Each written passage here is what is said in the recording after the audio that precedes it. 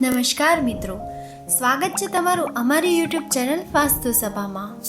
મિત્રો, વિડીયો શરૂ કરતા પહેલા હે માતાજી, જે પણ અમારા આ વિડીયોને લાઈક કરે, કોમેન્ટમાં જય માતાજી લખે અને ચેનલને સબસ્ક્રાઈબ કરે, એની દરેક સમસ્યા દૂર કરીને તેની બધી જ મનોકામના પૂર્ણ કરી દેજો. મિત્રો, વૈશાખ મહિનાના છેલ્લા 5 દિવસોમાં ભલે કંઈ જ ના કરો, પરંતુ આ 11 ઉપાય જરૂરથી કરી લેજો. મિત્રો, તમારો બેડો પાર થઈ જશે. વૈશાખ મહિનો પૂરો થવાનો છે. હિન્દુ ધર્મમાં વૈશાખ મહિને ખૂબ જ પવિત્ર માનવામાં આવે છે. તેની ધાર્મિક માન્યતાઓ એટલી છે કે ગણવી પણ મુશ્કેલ છે. મિત્રો, શું તમે જાણો છો કે વૈશાખ મહિનાના છેલ્લા 5 દિવસ ખૂબ જ ચમત્કારી અને અસરકારક હોય છે? મિત્રો, આ દિવસોમાં કરવામાં આવેલ પૂજા, વ્રત, દાન અને સ્નાનનું ફળ અક્ષય અને પાવન માનવામાં આવે છે. જો તમે હજી સુધી વૈશાખ મહિનામાં પૂજા, વ્રત, દાન અને સ્નાન ન કર્યું હોય તો આ વિડીયોની મદદથી હું તમને કેટલીક એવી ચમત્કારિક અને રહસ્યમય ઉપાય જણાવીશ, જેને વૈશાખ મહિનાના છેલ્લા 5 દિવસોમાં શ્રદ્ધા અને સાચા મનથી કરશો તો પૂજા, વ્રત, દાન અને સ્નાનનું સંપૂર્ણ ફળ તમને મળશે. તમારા ઉપર માં લક્ષ્મીની અસીમ કૃપા વરસવા લાગશે. જીવનમાં અટકેલા કામો ઝડપથી પૂરા થવા લાગશે. ઘરમાંથી નકારાત્મક ઉર્જાઓ દૂર થશે અને સકારાત્મક ઉર્જાનો સંચાર થશે. મિત્રો, જેના કારણે ઘરમાં સુખ, શાંતિ અને સમૃદ્ધિ બની રહેશે.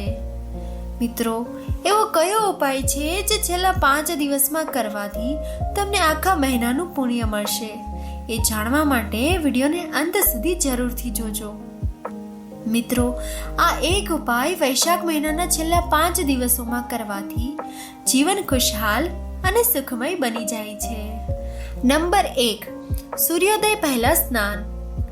મિત્રો, વૈશાખ માસને ખૂબ જ પવિત્ર મહિનો માનવામાં આવે છે. આ મહિનામાં સૂર્યોદય પહેલા એટલે કે બ્રહ્મ મુહૂર્તમાં ઉઠીને પવિત્ર નદીઓમાં સ્નાન કરવાની પરંપરા છે.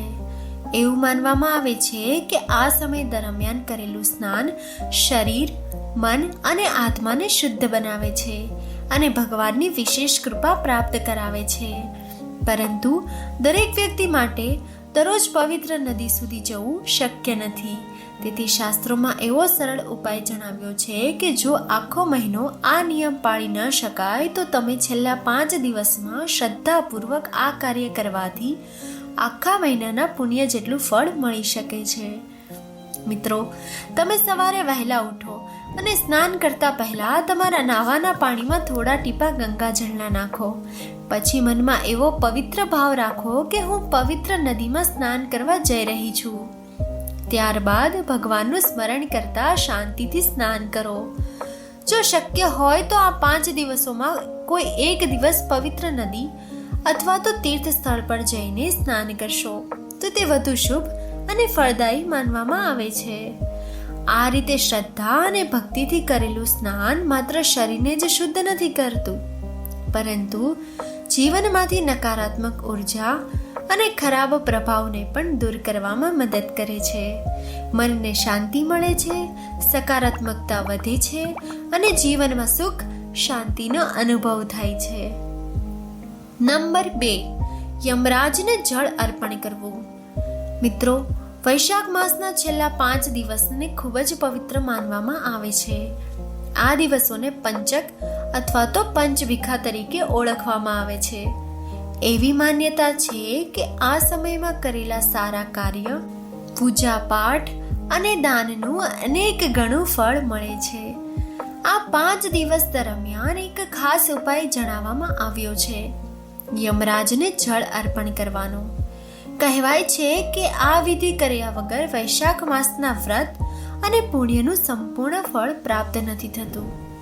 ઘણા લોકોના મનમાં પ્રશ્ન થાય છે કે યમરાજને પાણી શા માટે અર્પણ કરવું? તો ધાર્મિક માન્યતા મુજબ યમરાજ ધર્મ અને કર્મના દેવતા છે. ભગવાન શ્રી હરિની આજ્ઞા અનુસાર વૈશાખ માસમાં જે ભક્ત શ્રદ્ધાપૂર્વક યમરાજનું સ્મરણ અને પૂજન કરે છે તેને જીવનમાં સુખ, શાંતિ અને સારા કર્મોનું ફળ મળે છે. તેથી જ આ છેલ્લા 5 દિવસોમાં રોજ સવારના સમયે દક્ષિણ દિશા તરફ મુખ કરીને 1 લોટામાં સ્વચ્છ પાણી લો અને તેમાં થોડા ટીપા ગંગાજળના મિક્સ કરો. ત્યારબાદ ઓમ યમ દેવાય નમઃ મંત્રનો જાપ કરતા તે જળ અર્પણ કરો. આ ઉપાય ભક્તિ અને શ્રદ્ધાથી કરવાથી પૂજા, પાઠ, દાન અને સ્નાનનું સંપૂર્ણ ફળ પ્રાપ્ત થાય છે. મિત્રો, સાથે જ જીવનમાં આવતી મુશ્કેલીઓ, નકારાત્મકતા અને અડચણો ધીમે ધીમે દૂર થવા લાગે છે. મનમાં શાંતિ આવે છે અને ભગવાનની કૃપા પ્રાપ્ત થતી હોય એવું લાગે છે. નંબર 3, વિષ્ણુ સહસ્ત્ર નામનો પાઠ અને મંત્ર જાપ. મિત્રો, વૈશાખ માસના છેલ્લા 5 દિવસ ખૂબ જ પવિત્ર માનવામાં આવે છે. આ સમયમાં ભગવાન શ્રી હરિ વિષ્ણુની ભક્તિ અને ઉપાસના કરવાથી વિશેષ પુણ્ય પ્રાપ્ત થાય છે. ખાસ કરીને વિષ્ણુ સહસ્ત્ર નામનો પાઠ કરવો ખૂબ શુભ અને ફળદાયી માનવામાં આવે છે. એવું કહેવાય છે કે ભગવાન વિષ્ણુના 1000 નામોના સ્મરણથી મન શુદ્ધ બને છે અને જીવનમાં સકારાત્મક ઉર્જાનો પ્રવેશ થાય છે. જો કોઈ વ્યક્તિ સંપૂર્ણ પાઠ કરી શકતી નથી તો ભક્તિભાવથી તે પાઠ સાંભળો પણ તેટલો જ શુભ માનવામાં આવે છે. આ સાથે ભગવાન વિષ્ણુના પવિત્ર મંત્રો ઓમ નારાયણ નમઃ, ઓમ માધવાય નમઃ નો જાપ કરવો જોઈએ. સવારે કે સાંજના શાંતિપૂર્ણ સમયે ભગવાનનું ધ્યાન કરીને આ મંત્રનો જાપ કરવાથી મનને શાંતિ મળે છે અને ભક્તિમાં વૃદ્ધિ થાય છે. કહેવાય છે કે આ ઉપાય કરવાથી પરિવારના સંબંધોમાં પ્રેમ અને એકતા વધે છે, ઘરમાં સુખ શાંતિ બની રહે છે અને જીવનમાં ચાલતી માનસિક તણાવની સમસ્યાઓ ધીમે ધીમે ઓછી થવા લાગે છે. ધાર્મિક માન્યતા મુજબ ભગવાન વિષ્ણુનું સ્મરણ કરવાથી આરોગ્ય સંબંધિત મુશ્કેલીઓમાં પણ રાહત મળે છે અને જીવનમાં સકારાત્મકતા વધે છે. તેથી વૈશાખ માસના આ પવિત્ર દિવસોમાં ભક્તિ અને શ્રદ્ધાથી ભગવાન શ્રી હરિનું નામ જરૂર સ્મરણ કરવું જોઈએ. નંબર 4, સ્વસ્તિક બનાવવું એટલે કે સાથીઓ કરવો. પ્રિય મિત્રો, સ્વસ્તિકને આપણા ધર્મમાં શુભ અને સારા સંકેતનું પ્રતીક માનવામાં આવે છે. એવું કહેવામાં આવે છે કે જ્યાં સ્વસ્તિક હોય છે ત્યાં સુખ, શાંતિ અને ભગવાનની કૃપા રહે છે. તેથી વૈશાખ મહિનાના છેલ્લા 5 દિવસોમાં ઘરના મુખ્ય બારણા પર સ્વસ્તિક જરૂર બનાવવું જોઈએ. જો શક્ય હોય તો 5 દિવસ બનાવો અને જો એવું ન થઈ શકે તો આ 5 દિવસોમાંથી કોઈ એક દિવસ પણ ભક્તિભાવથી સ્વસ્તિક જરૂર બનાવો.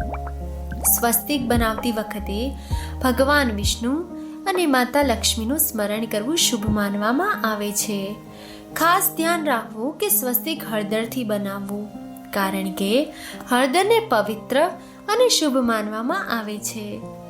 એવું માનવામાં આવે છે કે હળદરથી બનાવેલા સ્વસ્તિક ઘરમાં સુખ અને સમૃદ્ધિ અને સકારાત્મકતા લાવે છે.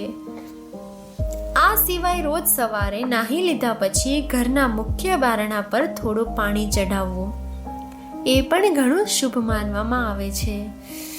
આ ઉપાય કરવાથી ધંધામાં વધારો થાય છે, અટકેલા કામો ઝડપથી પૂરા થાય છે, ઘરમાં સુખ અને શાંતિ રહે છે અને પરિવારના જીવનમાં ખુશીઓ વધે છે.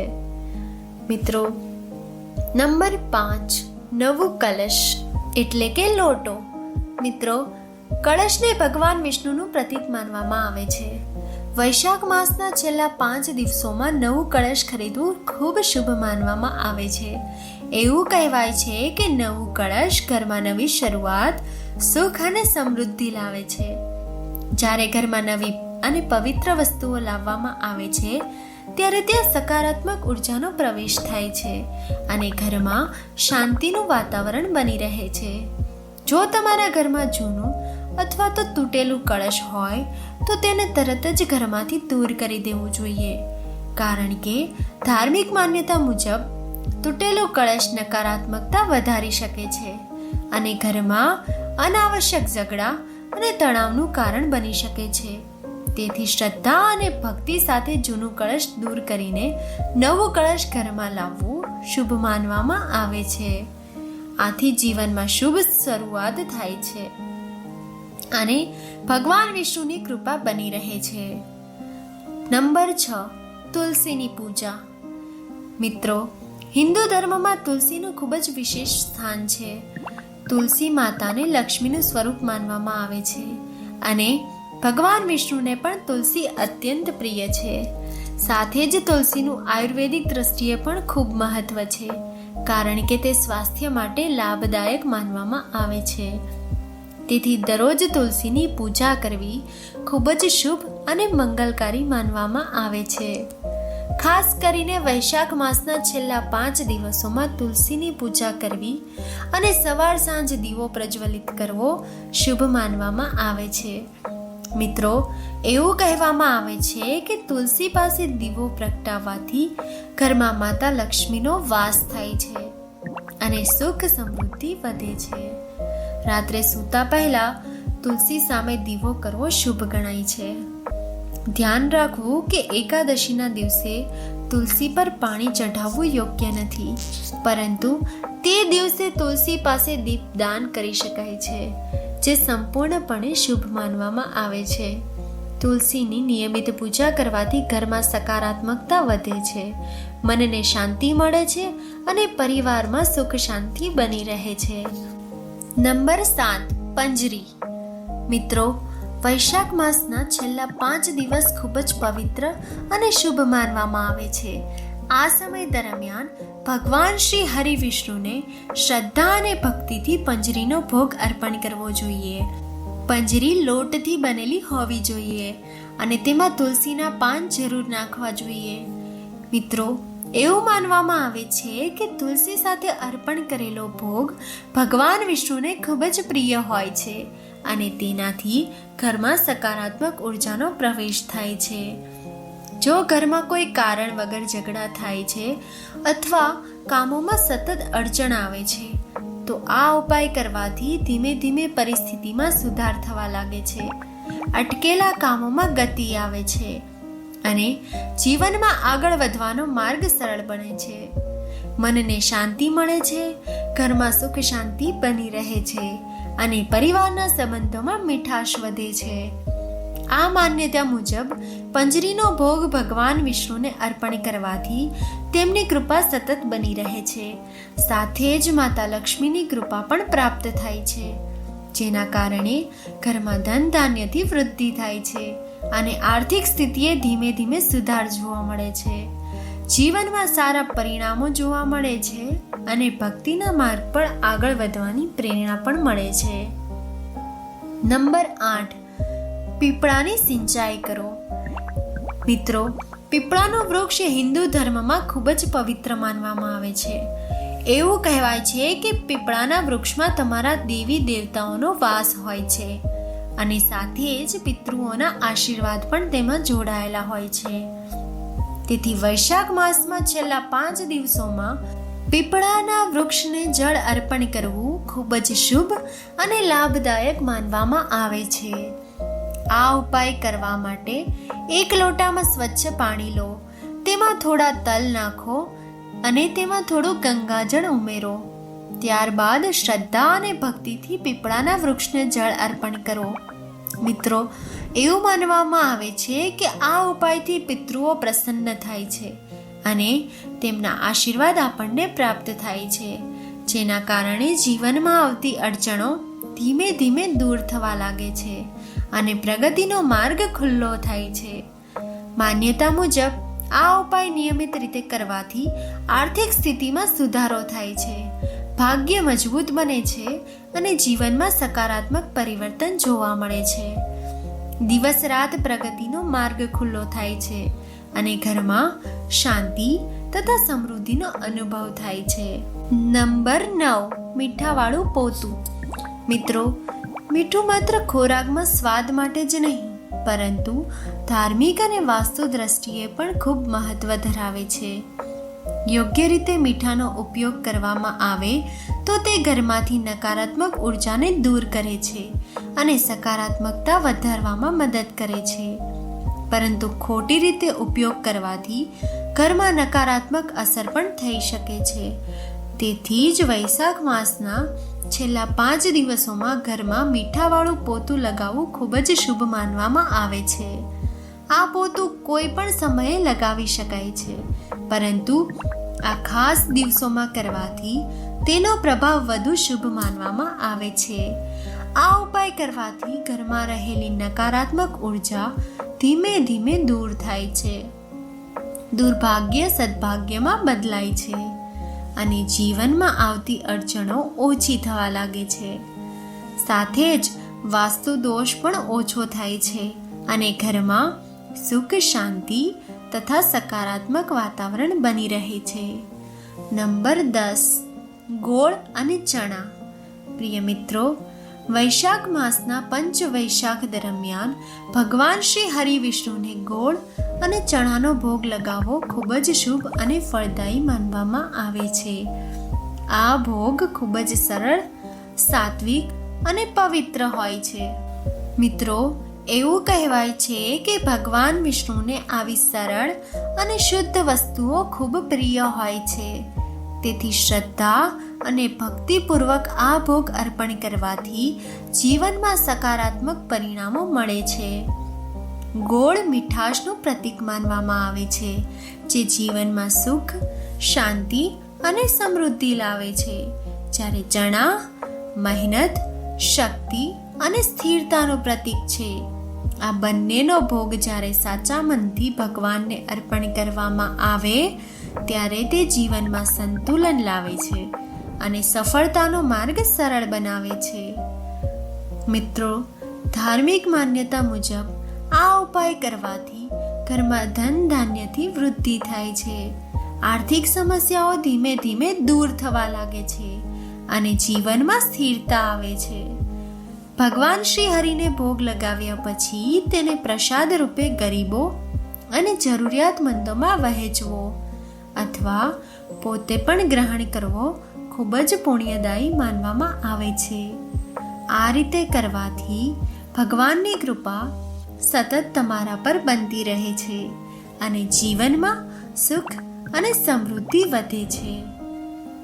નંબર 11, માટીના ઘડા. પ્રિય મિત્રો, વૈશાખ માસના પંચ વૈશાખ દરમિયાન માટીના ઘડા ખરીદવા ખૂબ જ શુભ અને પવિત્ર માનવામાં આવે છે. માટીનો ઘડો માત્ર એક સામાન્ય ઘર વપરાશની વસ્તુ નથી, પરંતુ ધાર્મિક તેમજ પ્રાકૃતિક દ્રષ્ટિએ પણ તેનો ખૂબ જ મહત્વ છે.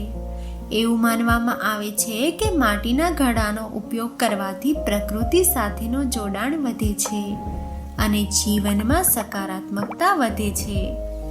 ખાસ કરીને ઉનાળાની ગરમીમાં માટીના ઘડામાં રાખેલું પાણી કુદરતી રીતે ઠંડુ અને શુદ્ધ રહે છે, જેના કારણે સ્વાસ્થ્ય માટે પણ ખૂબ લાભદાયી સાબિત થાય છે.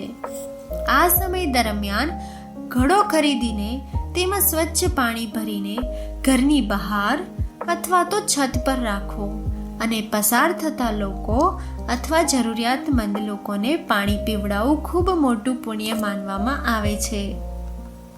ધાર્મિક માન્યતા મુજબ આ કાર્ય કરવાથી ગ્રહ દોષ ધીમે ધીમે દૂર થાય છે અને જીવનમાં સુખ શાંતિ વધે છે.